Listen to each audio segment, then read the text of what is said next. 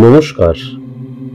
The power of astrology Sumanta ji Chowdhury আমার এই YouTube চ্যানেলে আপনাদের সবাইকে স্বাগত।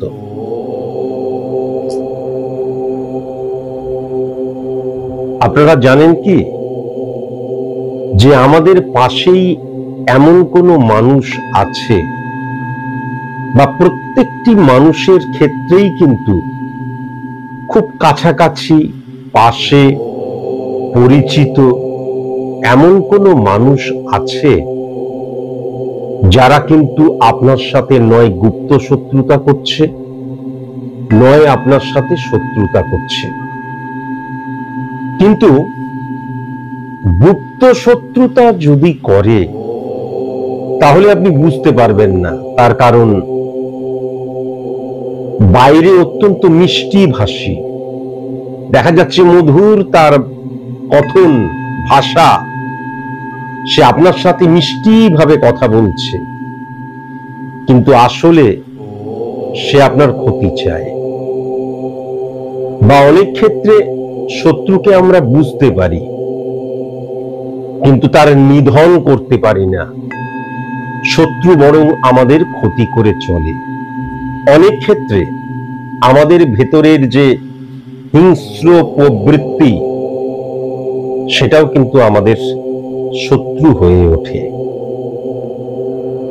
আজ আমি আলোচনা করব খুব ইম্পর্টেন্ট একটা সাবজেক্ট নিয়ে, তা হচ্ছে এই যে জুন মাস একদম শেষের দিকে চলে এসেছি আমরা, বিফোর পূজা ভ্যাকেশন, ঠিক পুজোর আগের মুহূর্ত পর্যন্ত এই যে সময়টা, এই সময়টাতে মেষ থেকে মীন পর্যন্ত এই যে 12টা রাশির, এটা জানা প্রয়োজন যে কে কে, মানে মানুষ, কোনো জন্তু নয় বা কোন রকমের নন লিভিং থিংস নয়, কোনো প্রবৃত্তি নয়, মানুষ, কোন মানুষ, কে কে মানুষ, এবং সে আমার থেকে ঠিক কতটা দূরে রয়েছে, কোন দিকে রয়েছে, যে আমার সাথে শত্রুতা করছে, গুপ্ত শত্রুতা করছে এবং আমার ক্ষতি চাইছে। এ প্রসঙ্গে জানিয়ে রাখি, ইতিহাস বলছে যে আমাদের যে শত্রু, গুপ্ত শত্রু, আমাদের ক্ষতি চাওয়া এবং আমাদের ক্ষতি করা, লাস্টেরটা কিন্তু ভেরি ভেরি ইম্পর্টেন্ট। আমার ক্ষতি চাইছে, আমার সাথে গুপ্ত শত্রুতা করছে, কিন্তু আলটিমেট আমার ক্ষতি করছে। এই যে আলটিমেট আমার ক্ষতি করছে, যিনি, যে, যারা, তারা কিন্তু আমার অপরিচিত হয় না, তারা কিন্তু আমার পরিচিত হয় এবং আমার খুব কাছাকাছি কিন্তু তারা থাকে। আজকে এই বিষয়বস্তুটি নিয়েই কিন্তু আমি আলোচনা করব। আলোচনাটি শেষ পর্যন্ত দেখতে হবে, তার কারণ এই আলোচনার মধ্যে আমি স্পেসিফিক ভাবে মেষের এই, বৃষর এই ওরকম করে বলছি না, মেষ থেকে মীন পর্যন্ত প্রত্যেকটি রাশি নিয়েই প্রথম থেকে শেষ পর্যন্ত আমি কিন্তু আলোচনা করব। এখন এটা তো খুব সত্যি কথা যে মেষ বা বৃষ, মিথুন বা আমাদের 12টি রাশির নিয়ে আমি যে আলোচনা করব, এই যে 140 কোটি, 42 কোটি, 45 কোটি যতই মানুষ থাকুক, তাহলে মেষ রাশির দেখা গেল কয়েক লক্ষ, বৃষ রাশির দেখা গেল কয়েক কোটি, তুলা রাশির দেখা গেল কয়েক কোটি, ধনু রাশির দেখা গেল কয়েক লক্ষ। তাহলে এই যে এত মানুষ, প্রত্যেকের কিন্তু date of birth, time of birth, place of birth সম্পূর্ণ আলাদা। Date of birth, time of birth, place of birth আলাদা হলে জন্ম ছকটাও আলাদা হয়ে যায়। জন্ম ছকটা যদি আলাদা হয়ে যায় তাহলে স্পট ইমপ্লিমেন্টেশন ছক আলাদা হয়ে যায়। বা প্রত্যেকটি মানুষ যখন আলাদা আলাদা প্রবৃত্তির, আলাদা আলাদা মানসিকতার, আলাদা শরীর, আলাদা সত্তা, আলাদা মনন, তখন আমি যদি আমার date of birth, time of birth, place of birth নেই, কালপুরুষ ছকের মধ্যে দিয়ে বা যাকে আমরা বলি চোখের কর্নিয়া দ্বারা ক্যালকুলেশন করি, মানে চোখের কর্নিয়া দ্বারা যে ক্যালকুলেশন করা হয় কালপুরুষ ছক বেসড অন স্পট ইমপ্লিমেন্টেশন ছক, pure science, pure calculation, pure math, তাহলে প্রত্যেকেই কিন্তু আলাদা আলাদা। সুতরাং আজকে কিন্তু আমি সার্বিক মতে আলোচনা করব, এটাকে অবশ্যই মাথায় রাখবেন। সার্বিক মতে আলোচনা করছি, স্পেসিফিক ভাবে যদি আপনার সম্পর্কে জানতে হয় তাহলে অবশ্যই কিন্তু কোনো সায়েন্টিফিক অ্যাস্ট্রোলজারের কাছে যাবেন। আমি আবার বলছি, সায়েন্স মানে কিন্তু রিয়েলিটি, পিউরিটি, অ্যাকুরেসি।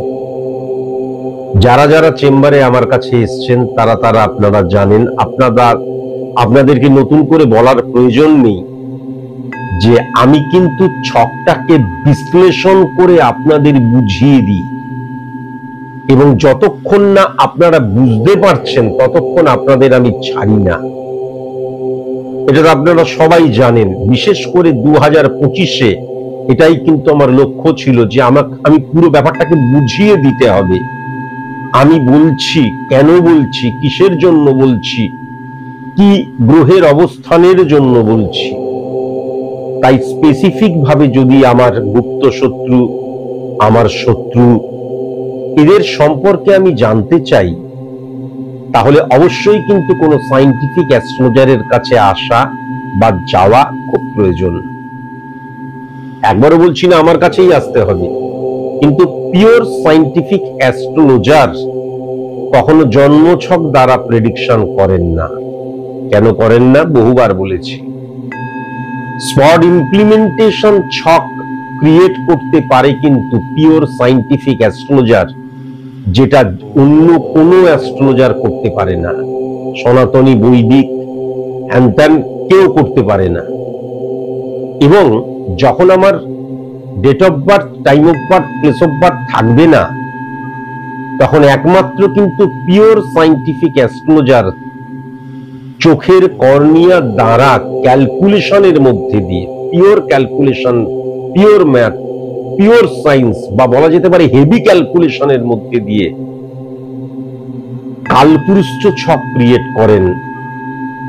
অর্থাৎ স্পট মানে জাস্ট লাইক স্পট ইমপ্লিমেন্টেশন ছক ক্রিয়েট করেন। আজকের গোচরগত ট্রানজিটগত অবস্থান কি গ্রহের, তার দ্বারা কিন্তু ছক ক্রিয়েট করা হয় এবং ক্যালকুলেশন, প্রেডিকশন করা হয়।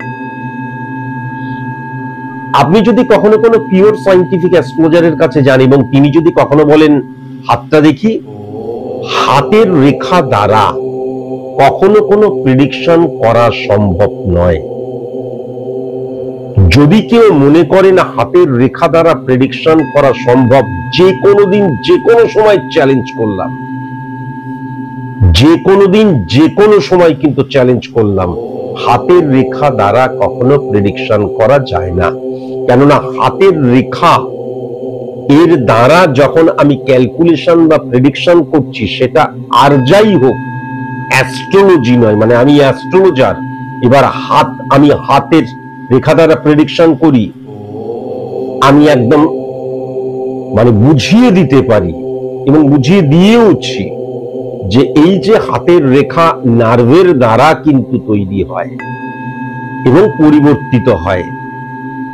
কিন্তু এই যে অ্যাস্ট্রোলজিক্যাল যে প্ল্যানেট, রবি, শনি বা মঙ্গল, বুধ, বৃহস্পতি, নানান যে প্ল্যানেট আছে বা যে স্টার রয়েছে, এভরিথিং কিন্তু রিপ্রেজেন্ট করে আমার হরমোনকে। সুতরাং আমার হরমোন দ্বারাই কিন্তু, যারা হরমোন দ্বারা বা হরমোনের ফাংশন দ্বারা ক্যালকুলেশন করে, প্রেডিকশন করে, তারাই কিন্তু পিওর সায়েন্টিফিক অ্যাস্ট্রোলজার। এটা কিন্তু অবশ্যই মাথায় রাখার প্রয়োজন। সংখ্যাতত্ত্ব দ্বারা কখনো প্রেডিকশন করা যায় না। আমি প্রেডিকশনের সময়ও দেখিয়েছি এবং হেভি প্রেডিকশনের সময় দেখিয়েছি সংখ্যা তত্ত্ব বা রাহু কেতুর অবস্থান। এরা কি করে, এরা হচ্ছে যখন তুমি প্রেডিকশনের ক্ষেত্রে কোনো ক্যালকুলেশন করছো তখন এদের লাগে 10% লাগে, কখনো কখনো 15% লাগে, কখনো কখনো 5% লাগে। তাহলে ক্যালকুলেশনের ক্ষেত্রে এদেরকে কিন্তু ব্যবহার করা হয়। তাহলে পার্ট অফ অ্যাস্ট্রোলজির ক্ষেত্রে আমি কিন্তু সংখ্যাতত্ত্বকে বলতে পারি, কিন্তু সংখ্যাতত্ত্ব মানে পরিপূর্ণ অ্যাস্ট্রোলজি নয়। কোন একজন মানুষ আমার কাছে এলেন, এবার আমি কালপুরুষ ছক ক্রিয়েট করতে পারি না। আমি আগেও বলেছি কালপুরুষ ছক মানে মেষকে 1 ধরে মিনকে 12 ধরা, আর কালপুরুষ ছক মানে হচ্ছে চোখের কর্নিয়া দ্বারা ক্যালকুলেশন করা। এবার দেখা গেল সেই মানুষটা আমার কাছে এসছে, তাকে বধ করতে হবে, তাকে ভয় দেখাতে হবে এবং তাকে নিয়ে বিজনেস করতে হবে। তখন কি করতে হয়, তখন কি করা হয়, যখন এলো দেখা গেল 12টার সময় এসছে, 12টা 5 এসছে, 12টা 5 PM, কোথায় এসছে দেখা গেল আমাদের মেদিনীপুরে এসছে, বর্ধমানে এসছে, তখন date of birth, time of birth, place of বার্থে আমি তখন ভুল যে ডেটাগুলো সেগুলো কিন্তু ইনপুট করতে শুরু করলাম এবং সেই সময়টাকে ধরে আমি ক্যালকুলেশন করতে শুরু করলাম। সেটা কিন্তু হোরা পদ্ধতি।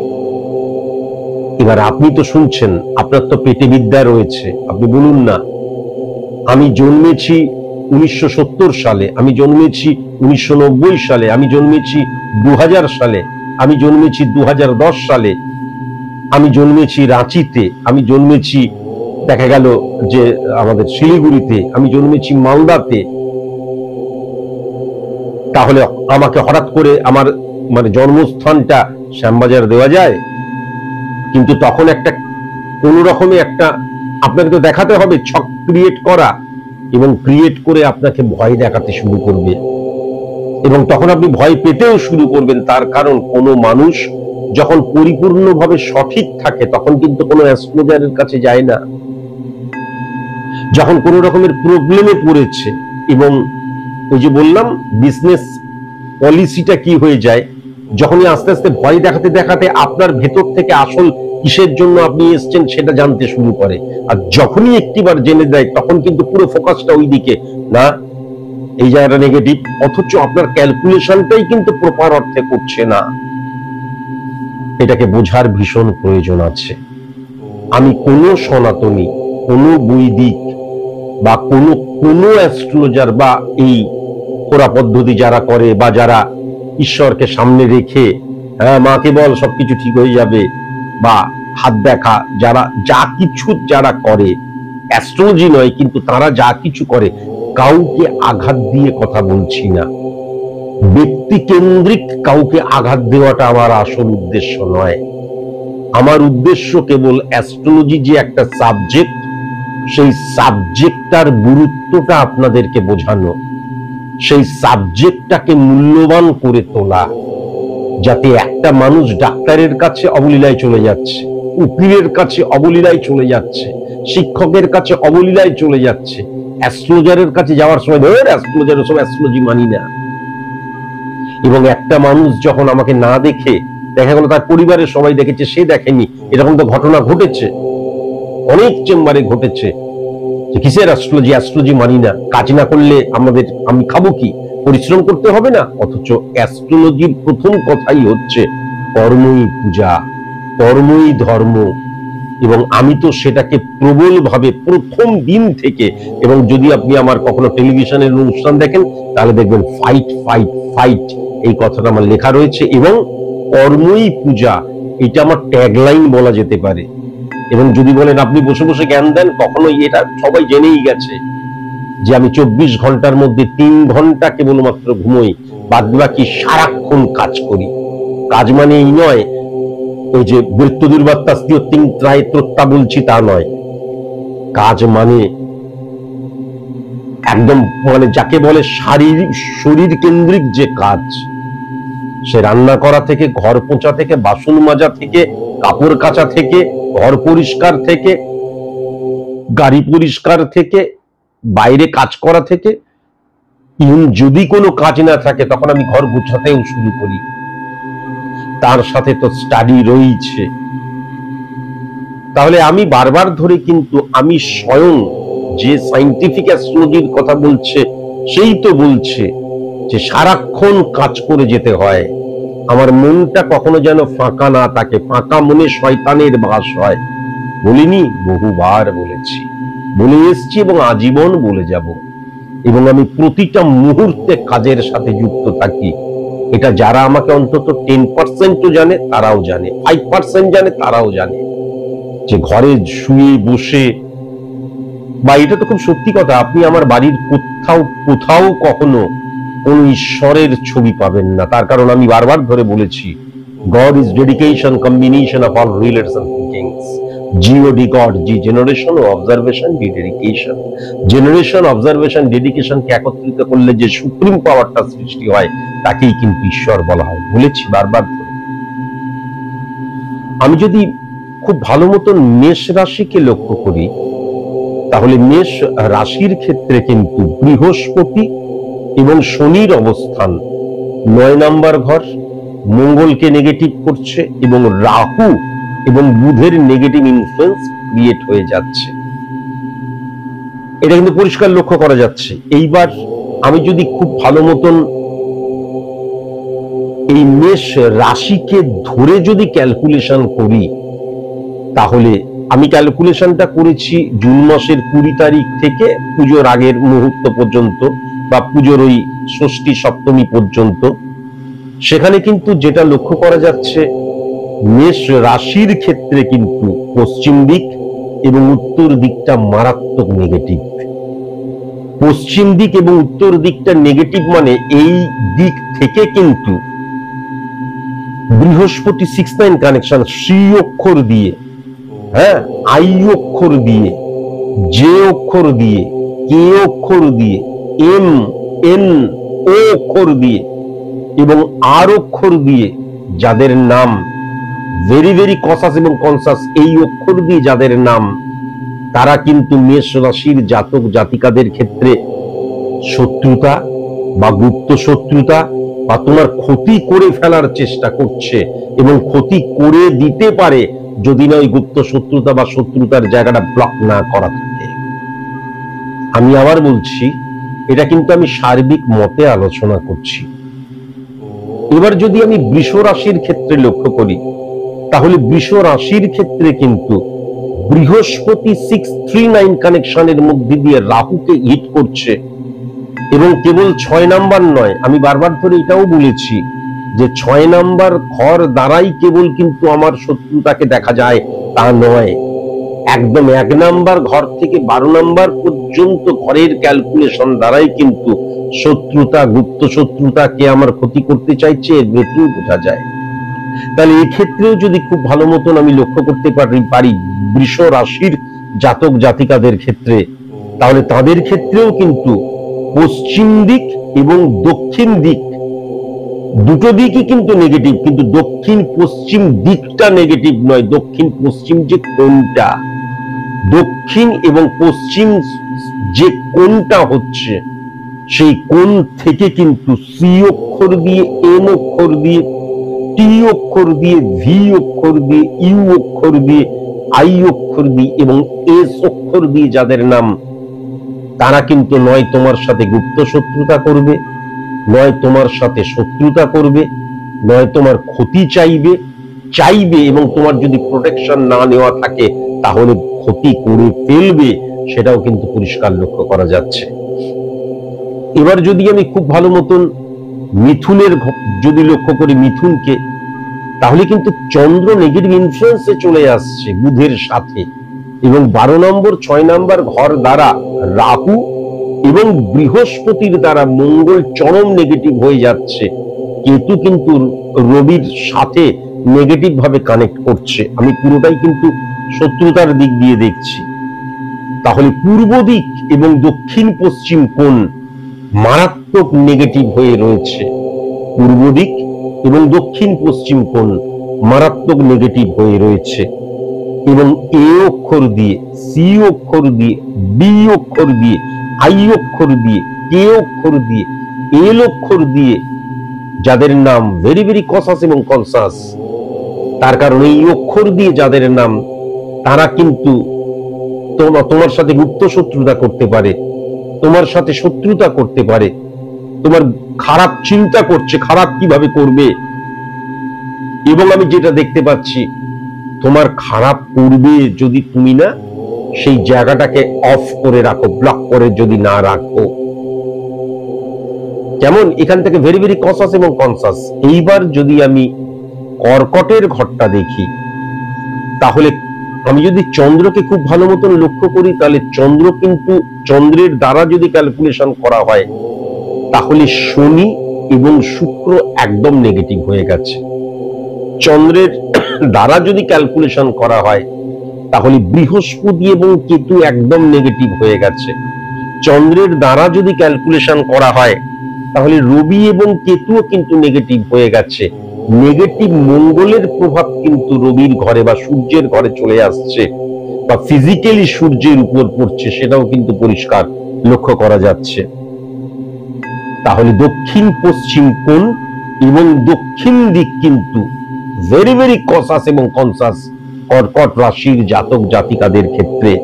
এবং এস অক্ষর দিয়ে, ডি অক্ষর দিয়ে, বি অক্ষর দিয়ে, এ অক্ষর দিয়ে, এম অক্ষর দিয়ে, ইউ অক্ষর দিয়ে, ভি অক্ষর দিয়ে যাদের নাম, অত্যন্ত সাবধান হতে হবে। এই অক্ষর দিয়ে যাদের নাম, তারা কিন্তু তোমার সাথে গুপ্ত শত্রুতা করতে পারে, তোমার ক্ষতি চাইতে পারে, এবং যদি প্রোটেকশন না নেওয়া থাকে তাহলে শত্রুতা করে ফেলবে, সেটাও কিন্তু পরিষ্কার লক্ষ্য করা যাচ্ছে। তোমার ক্ষতি করে ফেলবে, সেটাও কিন্তু পরিষ্কার লক্ষ্য করা যাচ্ছে। এখান থেকেও কিন্তু ভীষণ সাবধানতা অবলম্বন করা প্রয়োজন।